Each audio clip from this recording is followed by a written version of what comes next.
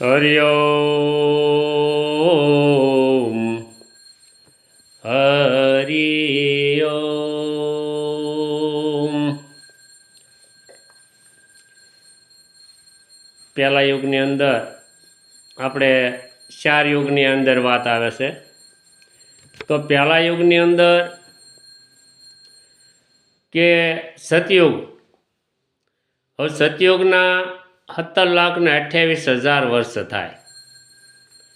તો એમાં કોણ કોણ રાજા થઈ ગયા, કોણ તરી ગયા, પહેલા યુગમાં કોણ તર્યા, એના જગતગુરુ કોણ હતા, વેદ કોણ હતા, ત્યારે કયા વેદનો પ્રસાર હતો।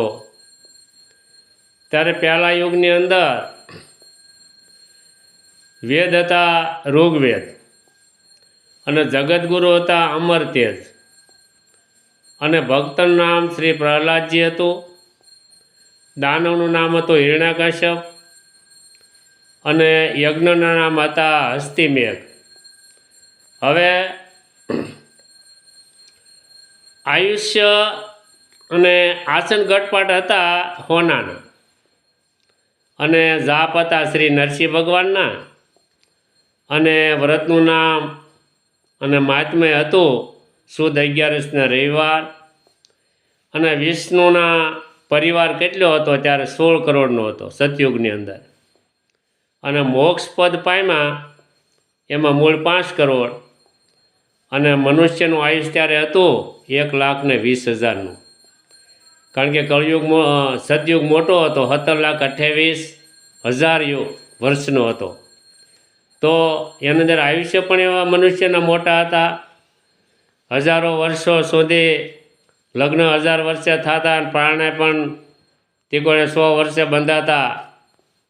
એમ આ સતયુગની અંદર પ્રહલાદજી સીધી ગયા। તો પ્રહલાદજી હરિના જાણ્યા થયા હતા। એમાં એક આથણી આવે છે ગાવાની, હાલો રે હાલો આથણ લીરે શણગારો રે વર ઘોડે સડશે કાંઈ ન કળંગી વાલો એ વર ઘોડે સડશે કાંઈ ન કળંગી વાલો તેના રે હતા પ્રહલાદ હરિના જાનૈયા એની રે સંગે વિજળા દેનાર પટરાણી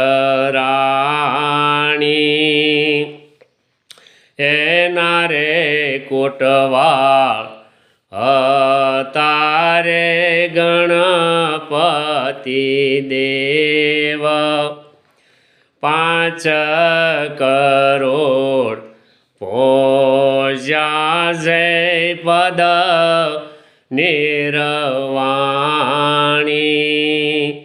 એમ યુગે યુગે હરિશ્ચંદ્ર થઈ ગયા, યુધિષ્ઠિર થઈ ગયા, બલિરાજા થઈ ગયા।